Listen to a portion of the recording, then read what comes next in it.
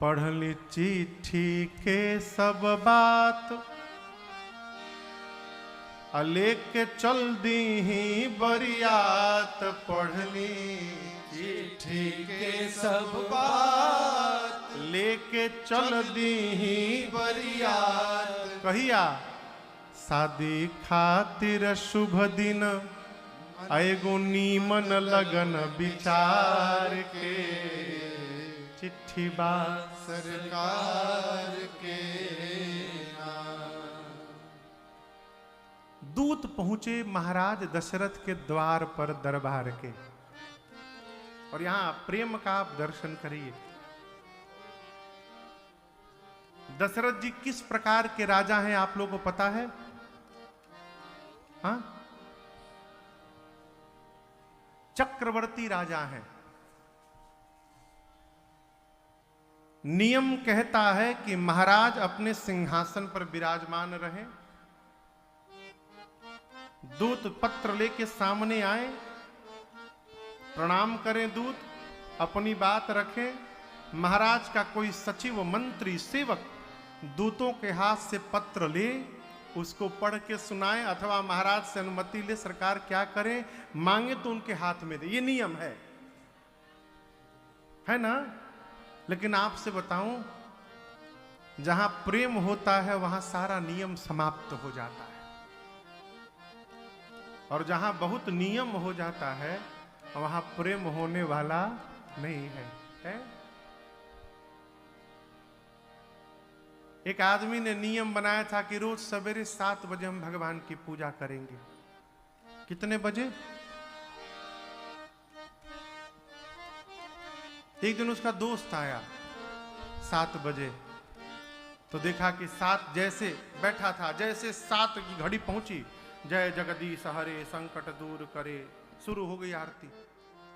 आरती करके आया तो पूछा कि तुम 7 बजे रोज जैसे 7 बजता है मैं आरती करता हूं भगवान की, नियम है मेरा अपना नियम है, तुम कितने बजे पूजा करते हो? बोला हम पूजा नहीं करते, हम भगवान को प्रेम करते हैं। कितने बजे प्रेम करते हो? अब आप बताइए, घड़ी देखकर प्रेम होगा? 7 बज गया, चला जाए 10 मिनट प्रेम किया जाए, फिर इसके बाद अगला प्रेम दिन में 12 बजे होगा,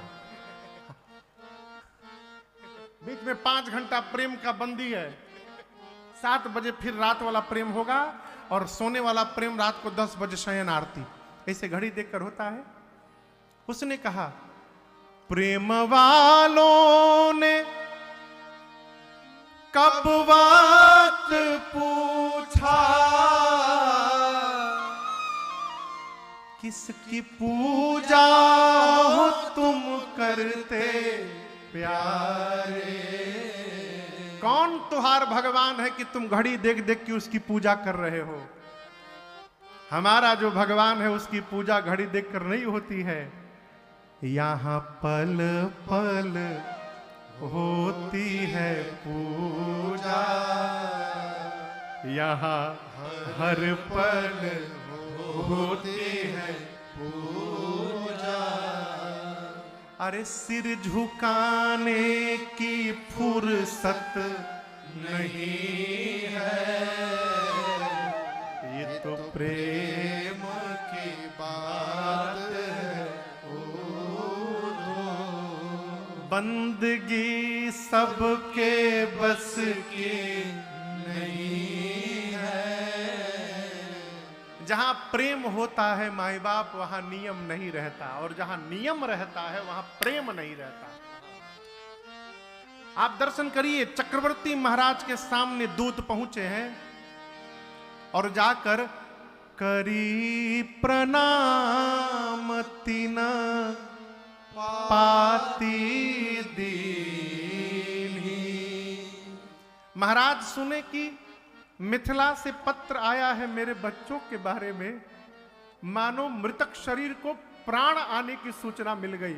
महाराज तुरंत सिंहासन से उठे और दूतों के हाथ से मुदित मही पर आप उठ ली।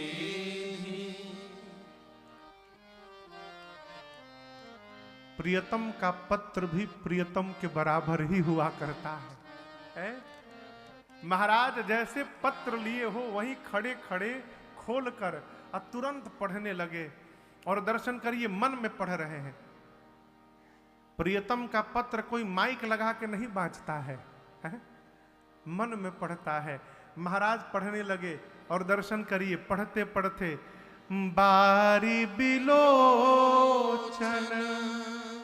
बाचत पाती, जैसे जैसे आगे बढ़ते गए पुलक गात आई भरी छाती, भाव से हृदय भर गया, शरीर का एक एक रोम पुलकित हो गया, नेत्र से प्रेम के अश्रु झरझराने लगे।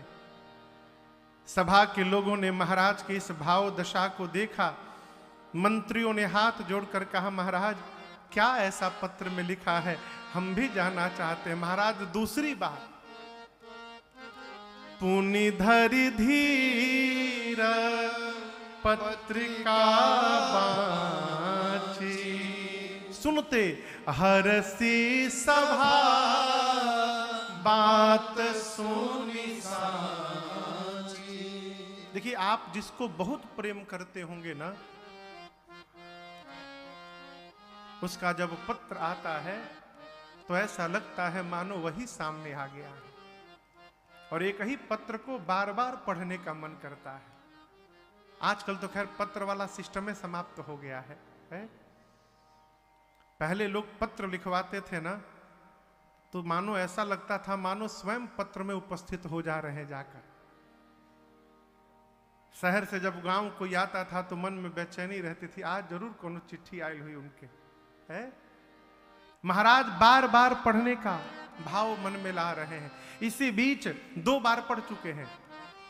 भरत जी शत्रुघ्न जी बाहर खेल रहे थे, दौड़ कर आए और आकर पूछने में संकोच हो रहा है, पूछत अति स्नेह सकुचाई, बाबूजी तात कहाँ ते पाती आई। पिताश्री कहां से पत्र आया है? हमारे भैया दोनों किस देश में हैं? श्री दशरथ जी महाराज ने तीसरी बार पढ़ करके बच्चों को सुनाया है। इसके बाद उन दूतों को अपने पास में बिठाकर महाराज बात करने लगे। भैया कहो ऐ है कुशल दो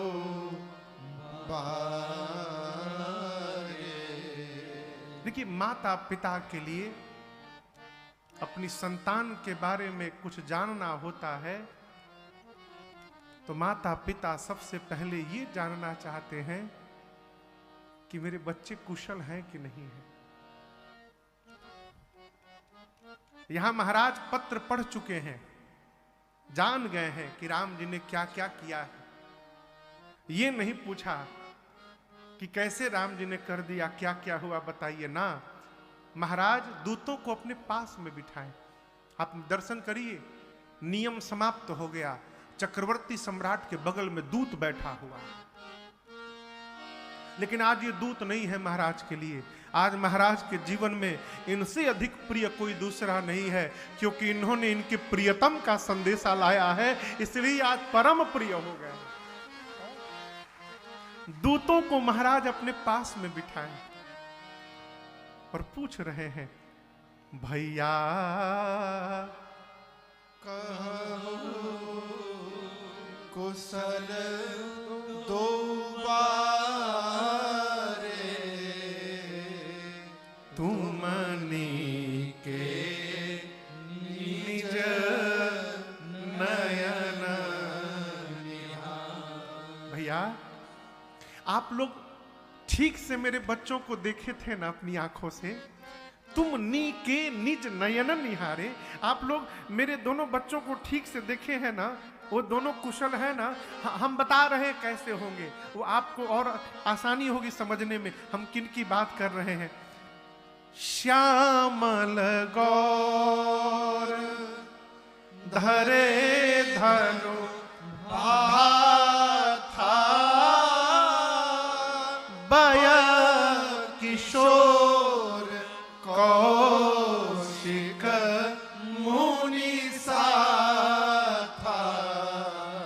एक सांवले होंगे, गोरे होंगे, हाथ में धनुष बाण लिए होंगे, बहुत कम उम्र है अभी, विश्वामित्र मुनि के साथ में गए होंगे। आप देखे हैं ना, ठीक है ना दोनों, मेरे दोनों बच्चे। अच्छा ये बताइए,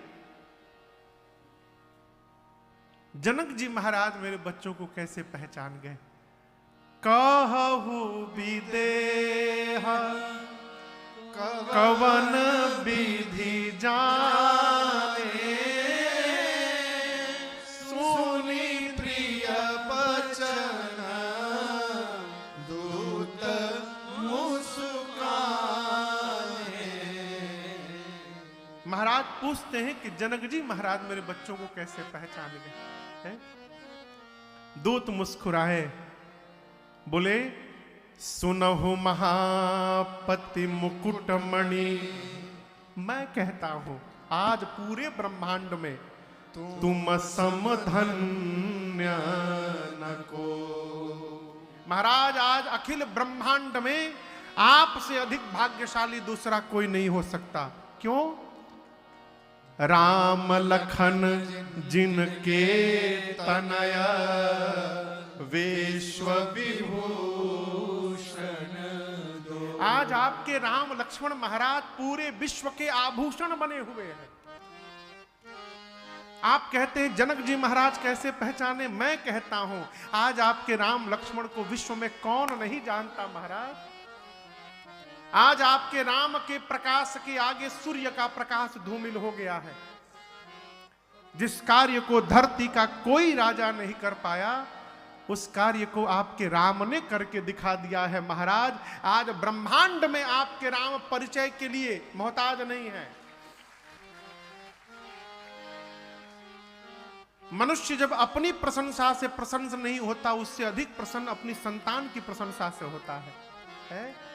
दूतों की ये वचन महाराज को इतने आनंदित किए, महाराज तुरंत गले से हीरो के माला को निकालकर और दूतों पर न्यौछावरी लुटा दिए। जैसे न्यौछावरी लुटाए, दूतों ने माल्य को उठाया, सिर से लगाकर प्रणाम किया, इस प्रकार उसका आदर किया और ले जाकर दशरथ जी के चरणों में रखकर कहा, महाराज हम आपसे कुछ ले लेंगे तो अनीति हो जाएगी। कही अनीति ते मुंह दही काना। महाराज पूछे अनीत क्यों हो जाएगी? दूत बोले, महाराज हम मिथिला से आए हैं, हमारी मिथिला का एक नियम है, हमारे यहां महाराज बेटी के घर का पानी पीना भी अधर्म माना गया है, हम आपसे कुछ ले नहीं सकते हैं। इस घर में हमारी बिटिया आने वाली है। जैसे दूतों ने ये बात कही, पूरी अवध के समाज में, दरबार में जितने सभासद हैं, सारे मंत्री सचिव मिलकर श्री जनक जी महाराज की जय जयकार करने लगे। जिस महाराज के दूत के इतने श्रेष्ठ चिंतन विचार हैं, उस महाराज का विचार कितना श्रेष्ठ होगा इसकी कल्पना करके बोलिए जनक जी महाराज की जय। महाराज आनंद में आए और तुरंत उठ कर गए बताने के लिए। कहां गए बताने के लिए? कहां गए होंगे बताइए? हाँ, कहां गए? माताओं को बताने के लिए। आज का मनुष्य माताओं के ही पास जाएगा, डर बाकी ना। लेकिन दशरथ जी महाराज रानियों के पास नहीं गए। अभी जो भैया बताए, अपने गुरु जी के पास गए। अब यहां मैं एक निवेदन करूं, गुरु जी के पास क्यों गए? दशरथ जी सोचने लगे कि जब विश्वामित्र जी राम लक्ष्मण जी को मांगने आए थे, तो मैंने तो कह दिया था कि देह प्राण ते प्रिय कछु नाहि, सो मुनि देव निमिष एक माहि। मैंने कहा था कि शरीर से प्रिय कुछ भी नहीं है विश्वामित्र जी, प्राण मांगिए, क्षण मात्र का विलंब नहीं करूंगा, प्राण निकाल कर दे दूंगा। लेकिन प्राण तो दे सकता हूं, राम को नहीं दे सकता हूं। मैं राम को नहीं दूंगा, मैंने मना कर दिया था, राम को नहीं दूंगा। और यदि उस दिन मेरे गुरुदेव भगवान मुझे न समझाते और मैं राम को न देता, तो आज दशरथ के जीवन में ये सौभाग्य भी उपस्थित होने वाला नहीं था। आज जो कुछ भी प्राप्त हुआ गुरु जी की कृपा से प्राप्त हुआ। और ये कथा कहती है, जीवन में जिसके कारण हमको सौभाग्य की प्राप्ति हो रही है, उस व्यक्ति का सबसे पहले स्मरण करके उसका धन्यवाद करना चाहिए, ये धर्म कहता है। आदमी तक काम निकलने के बाद पहचानत नहीं है साहब।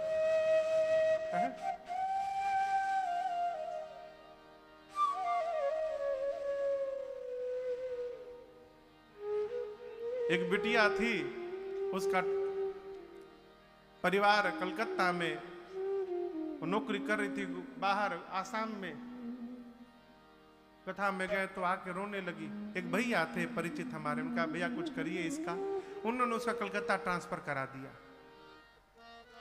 जब कलकत्ता ट्रांसफर हो गया तो बिटिया बोली कि हमारे भाई जो है ना, उसका अमित शाह जी से सीधा संबंध है, अमित शाह जी से बोलकर ट्रांसफर करा दिया।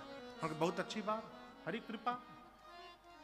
तब एक हफ्ता पहले फोन आया, वो जो भाई साहब है उनको इलेक्शन लड़ना है, तो सांसद का टिकट चाहिए। हमरे लगे फोन आया कि महाराज जी थोड़ा बोल दीजिए। हमने कहा हम कथा बाँचते, हमको टिकट थोड़ी देते हैं, हमार काम कथा बाँचना। हम केकरा से बोल देंगे हो, अब हमको कहाँ बोल रहे हैं, वो तो सीधे अमित शाह से बोले, उनके संपर्क है, वही हो जाएगा। मनुष्य का स्वभाव है माई बाप, जिससे काम बने सबसे पहले उसी को पीछे छोड़ता है। क्यों ही रहेंगे तो हमारी उपलब्धि कैसे बढ़ेगी? ये अपराध है। जिस मनुष्य से आपका क्षण मात्र का भी मंगल हो, उस मनुष्य का जीवन भर स्मरण करना चाहिए, यही कृतज्ञता है। और जो आदमी ये नहीं कर सके वो कृतज्ञ है। यहां दशरथ जी महाराज दौड़ कर गए गुरु जी के पास, सीधे गुरु आश्रम में गए, चरणों में दंडवत किए हैं। देखिए आदमी जब भाव में रहता है ना तो बोल नहीं पाता है। दशरथ जी बोल नहीं पा रहे। महाराज गुरु जी पूछे क्या हुआ? हम नहीं बता पाएंगे गुरु जी, दूतों को बुलाते हैं। दूतों को बुलाए और बोले भैया जैसे आप हमको बताए थे हमारे गुरु जी को बता दीजिए। दूतों ने पूरी कथा सुनाई, कथा सुनाई गुरु ही सब सादर दूत बुलाए। गुरु जी सुने तो गुरुदेव गदगद हो गए। कहे महाराज ये सूचना मिलकर आपको आश्चर्य हो रहा है ना, लेकिन मुझे कोई आश्चर्य नहीं है। यहां गुरु जी ने सूत्र बड़ा अद्भुत दिया। कहते हैं राजन, जिमी सरिता सागर माहु जाहि, जिमी सरिता सागर माहु जाहि, यद्यपि ताहि काम न नाहि, यद्यपि ताहि काम न नाहि, तिमि सुख संपत्ति बिनहि बुलाए, तिमि सुख संपत्ति बिनहि बुलाए, तिमि सुख संपत्ति बिनहि बुलाए, तिमि सुख संपत्ति बिनहि बुलाए,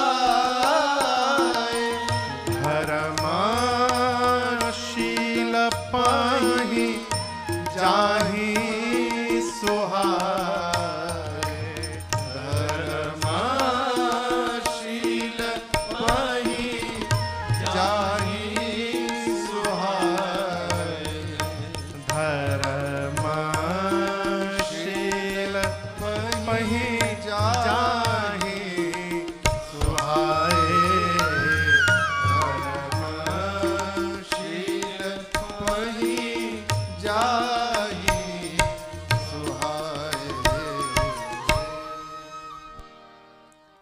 गुरुदेव भगवान कहते हैं महाराज, नदी देखें आप लोग, नदी को नदी निकल कर जाकर कहां मिलती है? हाँ, समुद्र में। अच्छा आप बताओ, कोई भी समुद्र किसी नदी को निमंत्रण पत्र भेजते हैं क्या कि आ जाओ हमारे पास? बुलाते हैं? नहीं। नदी निकलती है तो निकलने के बाद दिन रात दौड़ते दौड़ते आप कितना भी बांध बना दीजिए, नदी जीवन के समस्त बांधों को पार करते करते नदी का मन हो चाहे ना हो, दौड़ते दौड़ते एक दिन समुद्र में जाकर विलीन हो जाती है। उसी प्रकार महाराज, जिस मनुष्य के जीवन में धर्म होता है, धर्मशील व्यक्ति को अपने जीवन में सुख संपत्ति को बुलाना नहीं पड़ता। जिस प्रकार समुद्र के पास अपने आप नदी चली आती है, उसी प्रकार धर्मशील व्यक्ति के जीवन में अपने आप सुख संपत्ति चला आता है, उसको बुलाना नहीं पड़ता है। किसके पास चला आता है? धर्मशील व्यक्ति के पास। ये कथा कहती है, जीवन में धर्म का यजन करिए, धर्म आने के बाद सुख संपत्ति अपने आप प्राप्त होगा। और जीवन का सुख जानते हैं क्या है? ऐश्वर्य सुख नहीं है,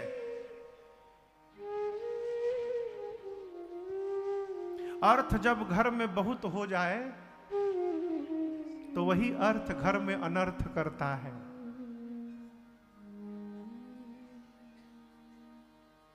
ऐश्वर्य सुख नहीं है। जिसका रोने का स्वभाव हो जाएगा माई बाप, वो बैकुंठ जैसे ऐश्वर्य में भी रहेगा तो रोता रहेगा, और जिसका नाचने का स्वभाव हो जाएगा वो झोपड़ी में भी बैठा रहेगा तो आनंद में नाचता रहेगा। सुख ये नहीं है कि हमारे पास खूब धन हो जाए, और ये भी भ्रम में न रहिएगा तो बहुत रुपया होगा तो हम सुखी हो जाएंगे, है? सुख क्या है? जो ये मान करके बैठा है कि आज जो प्राप्त है आज के लिए वही पर्याप्त है, ये जो मान लेगा माई बाप, वो कभी दुखी नहीं होगा। आप कर्म करते रहिए, प्रयास करते रहिए, जो भगवान देव स्वीकार करते रहिए, लेकिन हम कल के चिंतन में वर्तमान को रो रो के समाप्त कर रहे हैं। कल क्या होगा कोई नहीं जानता, आज को आनंद में जी लीजिए, ये सुख है। हमारे एक चाचा हैं, बोले बाबू जब तुमको लगने लगे कि हमारे पास कुछ नहीं है तो पीछे देखना, तुम्हारे शरीर पर तो कपड़ा भी है, पीछे करोड़ों लोग ऐसे हैं बेटा जिनके पास कपड़ा भी नहीं है, शाम का भोजन भी नहीं है। पीछे देखोगे ना तो तुम्हारा मन का दुख सुख में बदल जाएगा।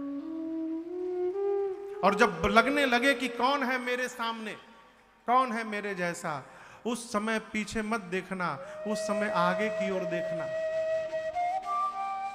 हमारे एक परिकर हैं नन्हे मुन्ने भैया जी, अभी बलिया के हैं वो लोग। अप्रैल में बड़ी अद्भुत राम कथा कराए बलिया में, सूरत रहते हैं। बोलने लगे महाराज जी 5 करोड़ का मकान बनाया सूरत में, बड़ी मेहनत से 5 करोड़ का मकान। लेकिन क्या बतावें महाराज, 1 साल नहीं बीता, हमारे मकान के सामने एक भाई 11 करोड़ का बना दिया मकान। उस मकान के आगे हमारा मकनवे पंछुछुर हो गया। आपको लगे कि आपके पास बहुत हो गया तो आगे देखिए, आपके पास 1 है तो सामने वाले के पास 50 है, आपका सारा अभिमान नीचे उतर जाएगा। वर्तमान में रहिए, यही जीवन का सुख है। और जिसको उसको सुखी होने आ गया, यही जीवन की सबसे बड़ी संपत्ति है, यही जीवन का असली आनंद है? ये कैसे आएगा? धर्माचरण से। ये केवल और केवल धर्माचरण से प्राप्त होगा, दूसरा कोई साधन नहीं है। इसीलिए जीवन में कुछ भी समाप्त हो जाए, प्रयास करिए जीवन से धर्म समाप्त ना हो। क्यों? धर्म यदि जीवन में रहेगा तो वन में भी रहने के बाद आप मेरे रघुनाथ जी की तरह आनंद में रहेंगे, कष्ट नहीं हो सकता। धर्म यदि रहेगा जीवन में है? धर्म के लिए तजो पिता प्रहलाद। धर्म के लिए प्रहलाद जी ने अपने पिता का त्याग किया। तजो पिता प्रहलाद बंधु विभीषण बंधु भरत महतारी। भरत महतारी। तजो पिता प्रहलाद विभीषण बंधु भरत महतारी। किसके लिए? धर्म के लिए। धर्म के लिए प्रहलाद ने पिता को छोड़ा, विभीषण जी ने अपने भाई को छोड़ा। बार बार समझाया विभीषण जी ने रावण को, तात चरण गही मांगहु। आप दर्शन करिए, विभीषण जी रावण के पांव पकड़ रहे हैं। राखहु मोर दुलार। भैया अपने छोट भाई का दुलार रखिए आप। मैं कहता हूं सीता देहु राम कहूं, अतिहित होई तुम्हारा। वहां लिखा अहित, अहित नहीं, अतिहित होई तुम्हारा। भगवान किसी का अहित करते ही नहीं है। नहीं दोगे तो हित करेंगे, मार देंगे तुमको, अपना धाम दे देंगे। और दे दोगे तो हित नहीं करेंगे, रघुनाथ जी अति हित करेंगे, तुमको अपनी शरण में स्वीकार कर लेंगे। मैं कहता हूं राम जी को सीता जी को लौटा दीजिए।